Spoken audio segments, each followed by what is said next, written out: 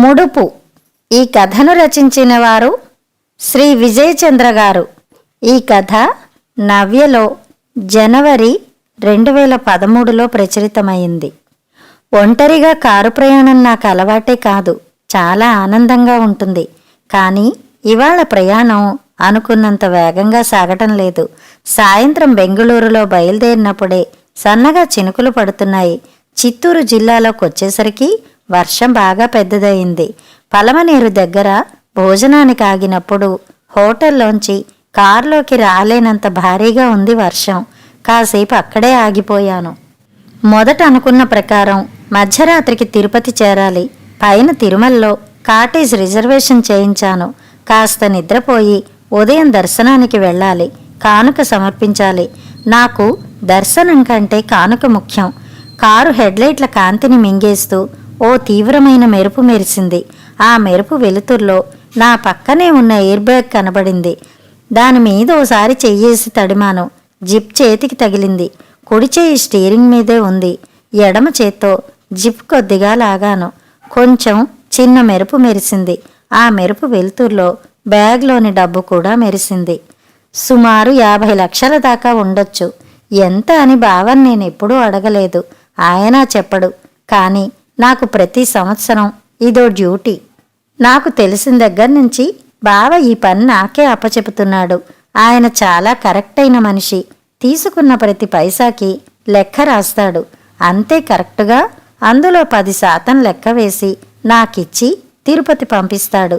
ఎదురుగా లారీవాడు డిప్పర్ కొట్టడంతో ఆలోచనల్లోంచి బయటికొచ్చాను. మలుపులో ఎదురొచ్చిన లారీ చూసుకోపోతే ఇబ్బందే. బాగా స్లో అయ్యాను. లారీ నన్ను దాటేసి వెనక్కి వెళ్ళిపోయింది. మామిడికాయల లోడు, తియ్యటి వాసన. ఫ్రైడ్ రైస్ తినటం వల్ల నాకంత వర్షంలోనూ దాహమేస్తోంది. ఓ పక్కగా కారాపాను. బాటిల్ తీసుకుని గటగటా కాసి నీళ్లు తాగి కిందకి దిగాను. పాస్కి జర్కిన్ తలమీదకి లాక్కుని కాస్త ఒళ్ళు విరుచుకుని అటు ఇటు 4 అడుగులు నడిచాను. గంటల కొద్దీ డ్రైవింగ్ వల్ల బిగుసుకుపోయిన కాళ్ళు చేతులు కాస్త రిలాక్స్ అవుతాయని కారెక్కి ముందుకు కదిలాను. అప్రయత్నంగా ఎడమ చెయ్యోసారి డబ్బుల బ్యాగును తాకింది. ఎంతన్నా ఉండని నాకు సంబంధించినంత వరకు అదో ముడుపు. బావ కట్టిన ముడుపు. అన్నీ 1000 రూపాయల నోట్లే. సీరియల్లో లేని వాడిన నోట్లు, కావాలని మరీ అడిగి తీసుకున్న నోట్లు. ఈవేళ సాయంత్రం బెంగుళూరులో రాగలత వాళ్ళింట్లో బావ నాకీ బ్యాగ్లో సర్దిచ్చాడు. రాగలత బావకి చాలా నమ్మకమైన మనిషి. నాకులాగే. తనకిచ్చిన డబ్బు తప్ప ఆ ఇంట్లో దాచిన వాటిల్లోంచి పైసా ముట్టుకోదు.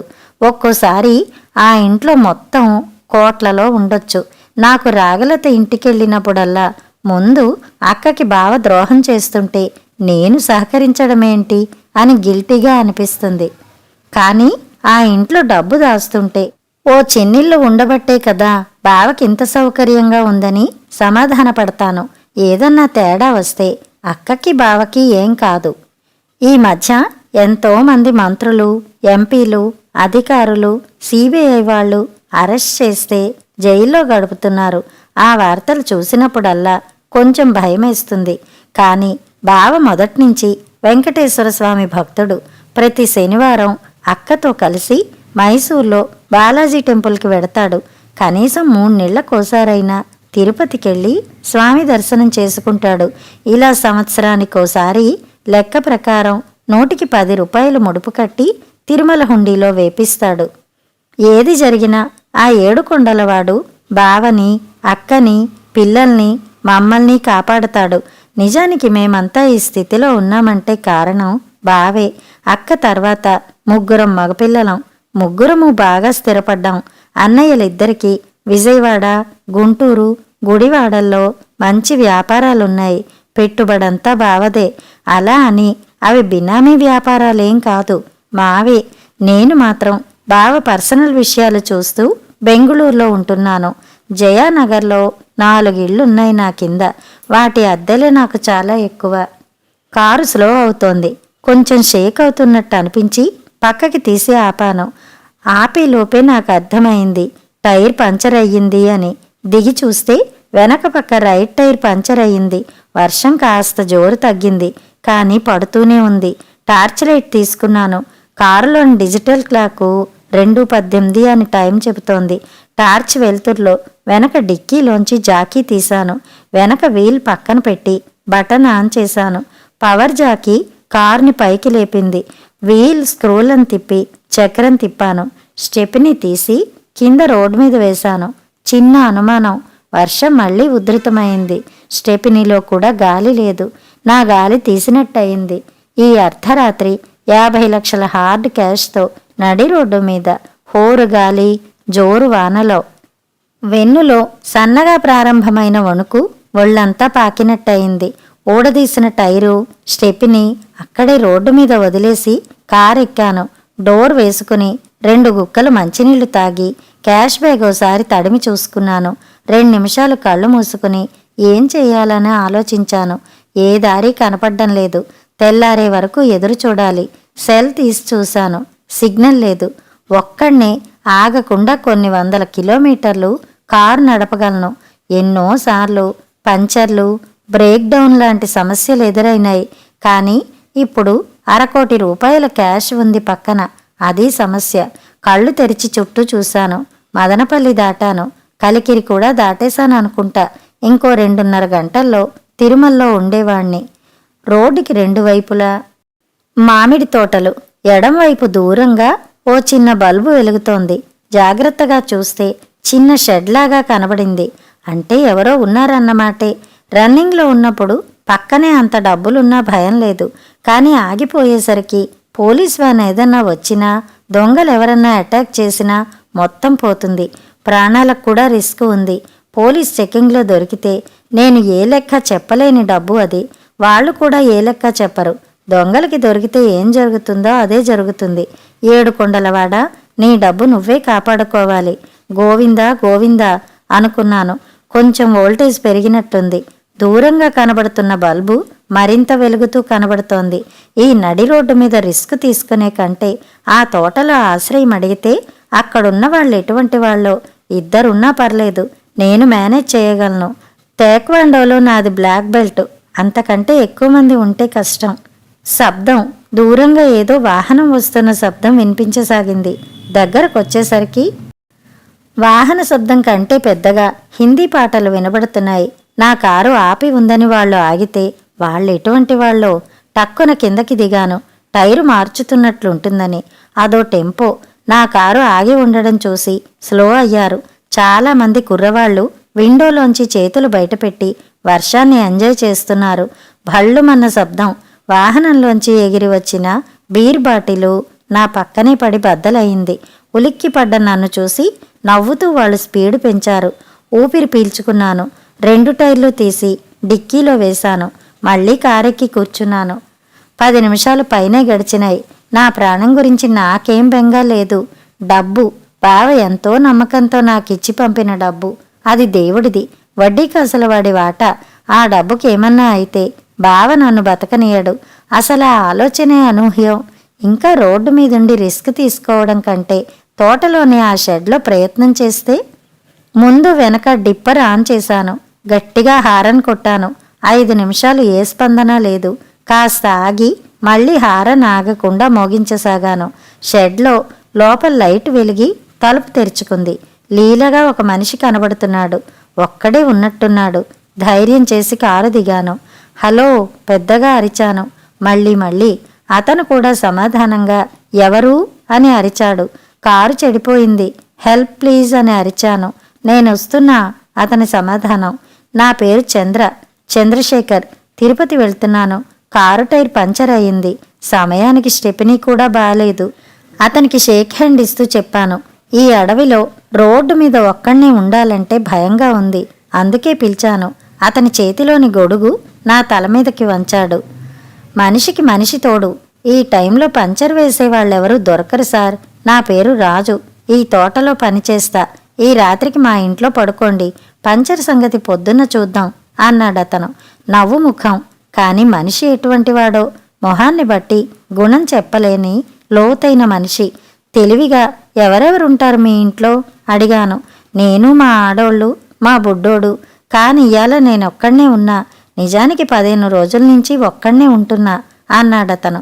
మాటని బట్టి ఈ ప్రాంతం వాడు కాదని తెలుస్తోంది. ఏ ఊరు మీది అడిగాను. ఇద్దరం గొడుగులో కూడా వర్షానికి తడుస్తున్నాం. ముందు ఇంట్లోకి నడుద్దాం పదండి సార్ అన్నాడతను. నేను కారులోంచి బ్యాగ్ తీసుకున్నాను. అతను చెయ్యి సాచాడు బ్యాగ్ ఇమ్మని. వద్దని వారించి నేనే భుజానికి తగిలించుకుని కారు లాక్ చేశాను. ఇద్దరము తోటలోకి నడవసాగాం. మాది గుంటూరు జిల్లా పల్లెకోన సార్. ఇక్కడ కమ్మరిపల్లెలో మా ఊరోళ్ళు చాలామంది సెటిల్ అయ్యారు. ఆళ్ల తోటల్లో పనిచేయడానికి మేమొచ్చాం. ఈ మామిడి తోటకి నేను కాపలా చెబుతున్నాడతను.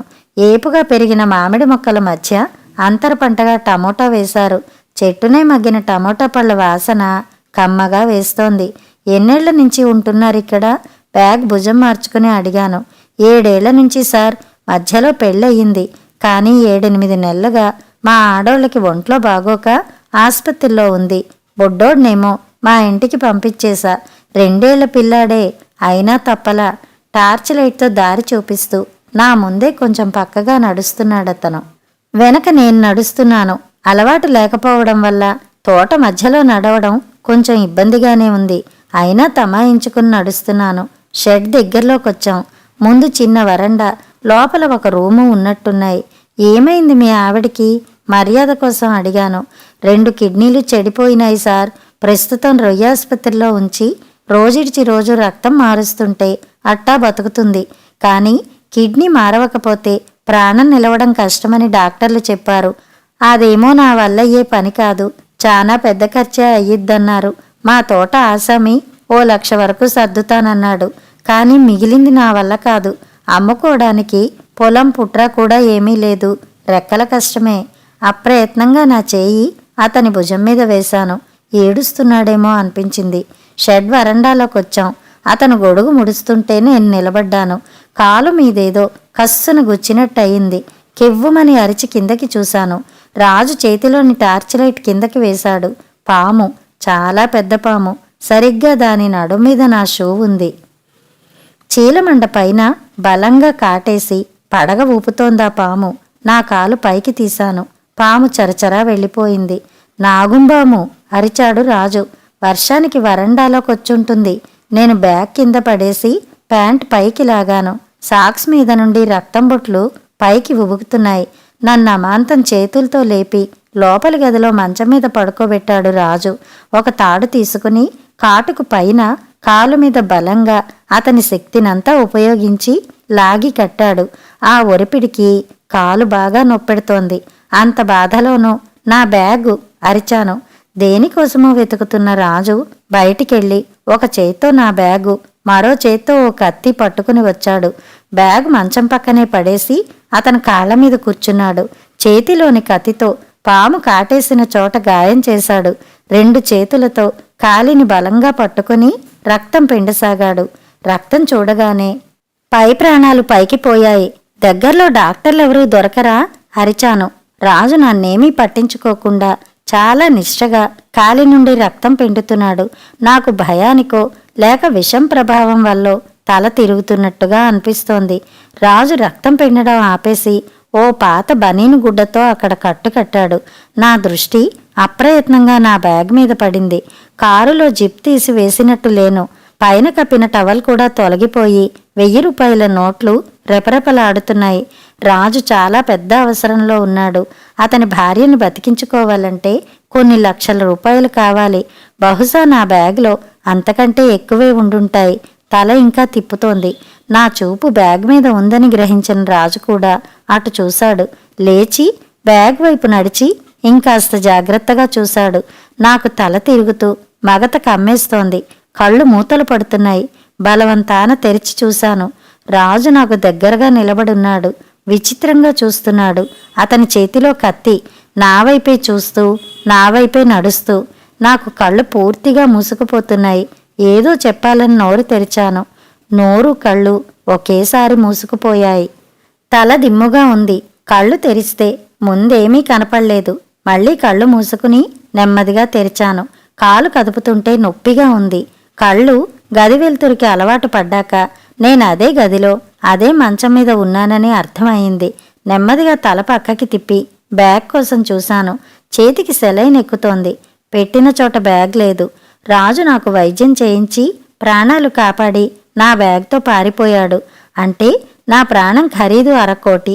బావ డబ్బుతో నేను ప్రాణం కొనుక్కున్నాను. టైం ఎంతయిందో? ఎంతో దూరం పారిపోయి ఉండడు.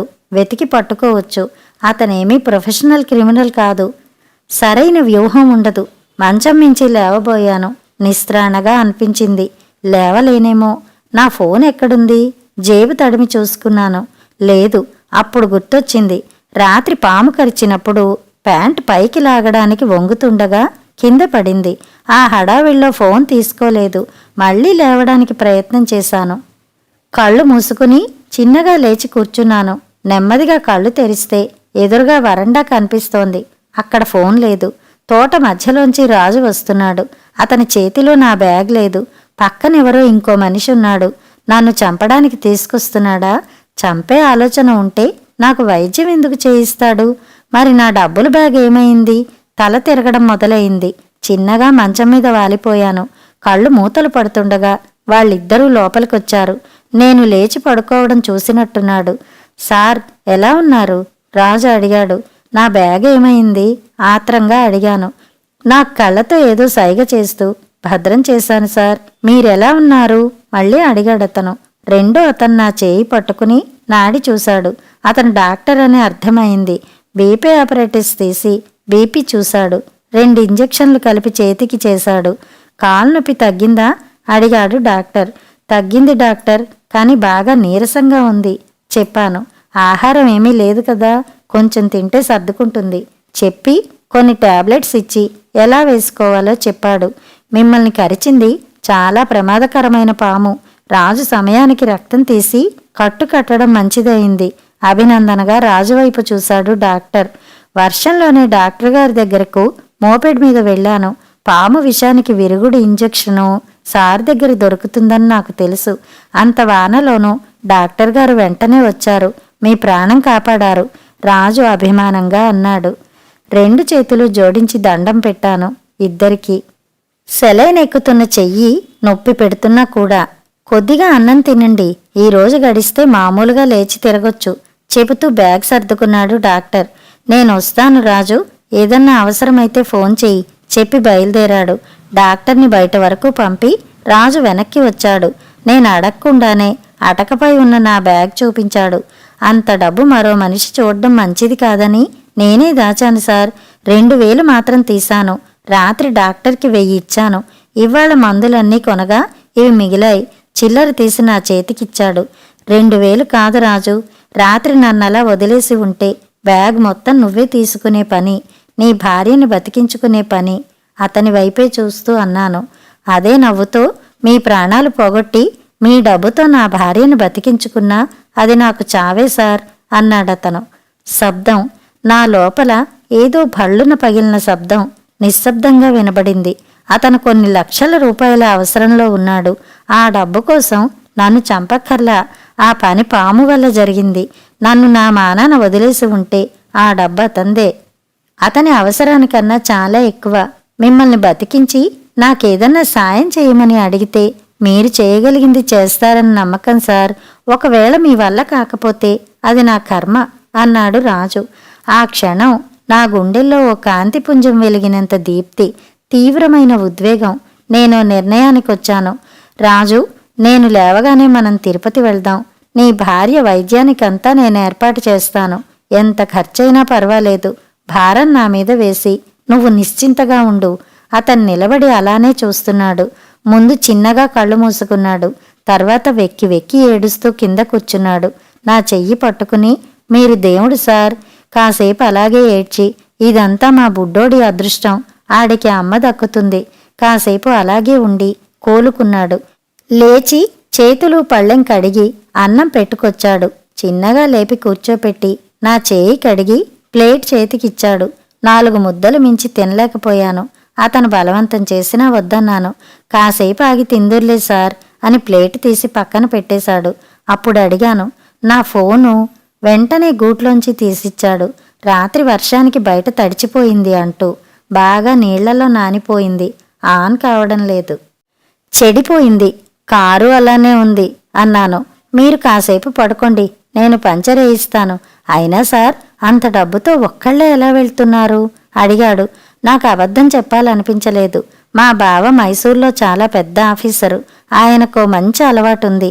తాను తీసుకున్న లంచంలో 7 కొండలవాడికి వాటా తీసి పక్కన పెడతాడు. సంవత్సరానికోసారి ఆ ముడుపు నేనే తీసుకొచ్చి తిరుపతి హుండీలో వేసి పెడతాను. ఈ పని చాలా ఏళ్లుగా చేస్తున్నాను. మధ్యలో అడ్డొచ్చాడు రాజు. సార్, అంటే దేవుడి ముడుపులోంచా నాకు సాయం చేస్తానన్నారు? నువ్వేం పట్టించుకోవద్దు రాజు. దేవుడి హుండీలో వేసిన దానికంటే నీలాంటి అవసరంలో ఉన్నవాడిని ఆదుకుంటే ఎక్కువ పుణ్యం వస్తుంది మా బావకి. సార్ అన్నాడతను.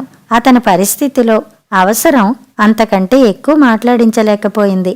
నేను కారు సంగతి చూస్తాను, మీరు పడుకోండి సార్ అని కారు తాళం తీసుకుని బయటికి నడిచాడతను.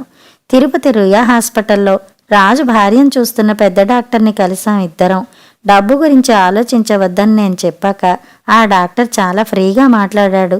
తాను ఆపరేషన్లు చేసే ఓ ప్రైవేట్ హాస్పిటల్కి ఫోన్ చేసి రాజు భార్యని అక్కడికి షిఫ్ట్ చేస్తున్నామని, కిడ్నీ ట్రాన్స్ప్లాంటేషన్కి ఏర్పాట్లు చేయమని పురమాయించాడు. ఇంకా ఇతర ఏర్పాట్ల గురించి కూడా వేరే వాళ్లతో మాట్లాడాడు. మమ్మల్ని ముందు ఆ హాస్పిటల్కి వెళ్ళి అడ్వాన్స్ పే చేసి రమ్మన్నాడు. ఈలోపు ఈరోజు డయాలసిస్ పూర్తి చేసి పేషెంట్ షిఫ్టింగ్కి రెడీ చేస్తామని చెప్పాడు. ఇద్దరం అక్కడి నుంచి బయలుదేరాము. ఒంటి మీద చీర తప్పితే కండలేని రాజు భార్య కన్నీళ్లతో చేతులు జోడించి నాకేదో చెబుతోంది. కానీ ఆమె మాట నాకు అస్సలు అర్థం కావడం లేదు. నాకు ఒళ్ళంతా చాలా తేలిగ్గా అనిపిస్తోంది. ఏదో కొత్త శక్తి వచ్చినట్టుంది. కానీ అది ఒంట్లో కాదు, మనసులో అని అర్థమైంది. చాలా ఆనందంగా, తృప్తిగా ఉంది. హాస్పిటల్లో లేవలేని స్థితిలో ఉన్న రాజు భార్య కళ్ళలోని మెరుపు, బతుకుతానన్న ఆశ దీనికి కారణం. ఆపరేషన్కి అంతా రెడీ చేస్తున్నామని రాజు చెబుతుంటే ఆమె కళ్ళల్లో, ముఖంలో కనబడ్డ సంతోషం. ఒక మనిషి జీవితానికి అంతకంటే తృప్తి ఏం కావాలి? సాటి మనిషిని బతికించడంలో ఉన్న ఆనందానికి సాటి ఏది? నా ప్రాణం కాపాడిన రాజు కూడా ఇలాగే ఫీల్ అయి ఉంటాడా? మంచం పక్కనే కూర్చొని మీరు దేవుడు సార్ అన్న రాజు మాట గుర్తొచ్చింది. నిజానికి నేను అనాల్సిన మాట అది. అతను నా ప్రాణం కాపాడిన దేవుడు. నేనే కేవలం నా ప్రాణానికి విలువ కట్టి అది చెల్లించడానికి, తద్వారా రుణ విముక్తుడవడానికి ప్రయత్నం చేస్తున్నాను. నేను బావని మోసం చేస్తున్నానా? లేదు. నిజానికి దేవుడి హుండీ కంటే ఆపదలో ఉన్నవాడి అవసరం తీర్చడమే ఆ డబ్బు చేయగలిగిన గొప్ప పని. నా ఫోన్ చెడిపోవడం వల్ల బావతో మాట్లాడలేదు. ఇంకో ఫోన్లోంచి మాట్లాడొచ్చు కదా. ఇంతవరకు నేను తన్మయత్వంలో ఉండడంతో ఆ ఆలోచనే రాలేదు. నీ ఫోన్ ఇటివ్వు రాజు అని రాజు ఫోన్ తీసుకున్నాను. బావ 2 సెల్లులు స్విచ్ ఆఫ్ అని వస్తున్నాయి. ఇంటి ల్యాండ్లైన్కి చేశాను. రింగ్ అవుతోంది, కానీ ఎవరూ తీయటం లేదు. బావంటే ఏదన్నా మీటింగ్లో ఉండుంటాడు. ఇంట్లో ఎవరూ తీయరేంటి? అక్క బయటికెళ్ళినా పనివాళ్ళు తీస్తారే. కాసేపు ఆగి మళ్ళీ ట్రై చేద్దాం. కారు ఓ పెద్ద సూపర్ స్పెషాలిటీ హాస్పిటల్ ముందు ఆపాను. తిరుపతిలో కూడా ఇంత పెద్ద ఆసుపత్రి ఉందని నాకు తెలీదు. కారు దిగాను. నా వెనకే రాజు నా క్యాష్ బ్యాగు, 1/2 కోటి రూపాయలున్న బ్యాగు పట్టుకుని నడుస్తున్నాడు. నమ్మకం, సాటి మనిషి మీద, అతని మంచితనం మీద, మానవత్వం మీద నమ్మకం ఇంత భరోసా ఇస్తుందని నాకిప్పుడే కొత్తగా తెలుస్తోంది. ఆ నమ్మకంలో ఉన్న తృప్తి మరింత కొత్తగా ఉంది. మా వెనక నుంచొచ్చిన 2 కార్లు హఠాత్తుగా మా ముందు ఆగాయి. వాటిలోంచి చకచకా 7-8 మంది దాకా దిగారు. వాళ్ళు మమ్మల్ని చుట్టముడుతుంటే నాకు అర్థం కాలేదు. తర్వాత భయం మొదలైంది. కాళ్ళు చేతులు వణుకుతున్నాయి. సిబిఐ నా దగ్గరకొచ్చి అన్నాడతను. నీ పేరు చంద్రశేఖర్ కదూ? కన్నడంలో అడిగాడు. అవునన్నాను. ఆ బ్యాగ్ ఇటివ్వండి ఇంకొకతను అడిగాడు. రాజు అచేతనంగా నిలబడి ఉన్నాడు. అడిగినతనే బ్యాగు లాక్కుని జిప్ తీసి చూశాడు. దివాకర్ నీకేమవుతాడు అడిగాడు. బావ చెప్పాను నేను. మీ బావ చాలా నికార్సైన మనిషిరా. దొబ్బిన సొమ్మంతా డైరీలో కరెక్ట్గా లెక్క రాసి 10వ వంతు దేవుడికి పంపిస్తున్నాడు నవ్వుతూ అన్నాడతను. మిమ్మల్ని ఇద్దరినీ సిబిఐ కస్టడీలోకి తీసుకుంటోంది చెప్పాడు మరొకతను. నన్ను రాజుని ఓ కారు వెనక సీటులో కూర్చోబెట్టారు. రాజు సెల్ ఫోను ముందుగా కన్నడంలో మాట్లాడిన అతను తీసుకున్నాడు. అతను వేరే కారెక్కాడు. నా పక్కన ఓ పోలీస్ కూర్చున్నాడు. కారు బయలుదేరింది. కొంచెం ధైర్యం చేసి నా పక్క పోలీసుని అడిగాను. అసలేంటిదంతా, ఏం జరుగుతోంది అని. అతను చిన్నగా, నిన్న మీ బావని సిబిఐ అరెస్ట్ చేసింది. లెక్కకు మించి ఆస్తులు దొరికాయి. రాగలత ఇంట్లో కూడా రైడ్ జరిగింది. అక్కడ మిస్ అయిన డబ్బు నీ ద్వారా తిరుపతి చేరిందని తెలిసి నిన్న మధ్యాహ్నం నుంచి నీ కోసం తిరుమల తిరుపతిలో వెతుకుతున్నాము చెప్పాడు. నేను రాగలత ఇంటి నుంచి ప్రయాణం మొదలేసిన దగ్గర నుంచి ఇంతవరకు పేపర్ కానీ టీవీ కానీ చూడలేదు. పాము విషం మత్తులోంచి మరో మత్తులోకి వెళ్ళిపోయాను. ఎంత ఘోరం జరిగిపోయింది. సన్నగా మూలుగు వినబడింది. రాజు షాక్ నుంచి కొద్దిగా కోలుకుని వెక్కి వెక్కి ఏడుస్తున్నాడు. పిచ్చిదానికి బతకాస కల్పించాం సార్, ఇది చాలా అన్యాయం ఏడుస్తున్నాడు. నా పక్క పోలీసు, బహుశా సిబిఐ కానిస్టేబుల్ అయి ఉండొచ్చు. ఎవరితోనన్నా అర్జెంటుగా మాట్లాడాలనుకుంటే నా ఫోన్ ఇస్తాను, మాట్లాడు, నిమిషానికి 1000 రూపాయలు నా చెవిలో చెప్పాడు. నాకెవ్వరితో మాట్లాడాలనిపించలేదు. రాజు భార్య కళ్ళలో మెరుపే కనబడుతోంది. అది చావు ముందు వెలుగయ్యి ఉండొచ్చు. ఆ కళ్ళలో ఎంత నమ్మకం, సాటి మనిషి మీద, అతని మంచితనం, మానవత్వం మీద. నాకు కూడా ఏడుపొచ్చింది. ఏడుస్తూ రాజును వాటేసుకున్నాను. ఓ బిల్డింగ్ ముందు కారు లాగాయి. అది మ్యాజిస్ట్రేట్ ఇల్లని దిగాక తెలిసింది. 3 గంటల పాటు ఫార్మాలిటీస్. మా ఇద్దరి వివరాలు తీసుకుని బ్యాగ్లోని డబ్బంతా పంచనామా చేసి మాకు వారం రోజులు రిమాండ్ వేశారు. మళ్లీ కారెక్కించి బయలుదేరదీశారు. బయలుదేరే ముందు టీ ఇచ్చారు, తీసుకున్నాను. రాజు వద్దన్నాడు. నాకు తాగబుద్ధి కాలేదు, పక్కన పెట్టేశాను. కార్లు బయలుదేరాక రాజు నా వైపు దీనంగా చూసి, మనం వారంలో బయటికి వచ్చేసరికి మా ఆడోళ్ళు బతికుంటదా సార్ అని అడిగి మళ్లీ కుళ్ళి కుళ్ళి ఏడవసాగాడు. అతని ఏడుపులో, బాధలో దుఃఖము, నిస్సహాయితే గాని నా మీద ఏమాత్రం కోపం కనపడలేదు. సిబిఐ వాళ్ళు మమ్మల్ని పట్టుకున్న దగ్గర నుంచి నాలో సాగుతున్న ఆలోచనలు ఓ కొలిక్కి వచ్చాయి. నా పరోక్షంలో కూడా రాజు భార్యకి ఆపరేషన్కి కావలసిన డబ్బు నేను సమకూర్చగలను. నేనా నిర్ణయం తీసుకున్నాక తృప్తిగా అనిపించింది. రాజు, మనం బయటకొచ్చినా రాకపోయినా నీ భార్య ఆపరేషను మామూలుగా జరిగిపోతుంది. నన్ను నమ్ము చెప్పాను.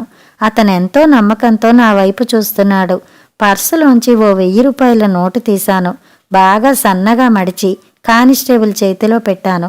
అతను చిరునవ్వుతో ఫోన్ నాకిచ్చాడు. కథ సమాప్తం.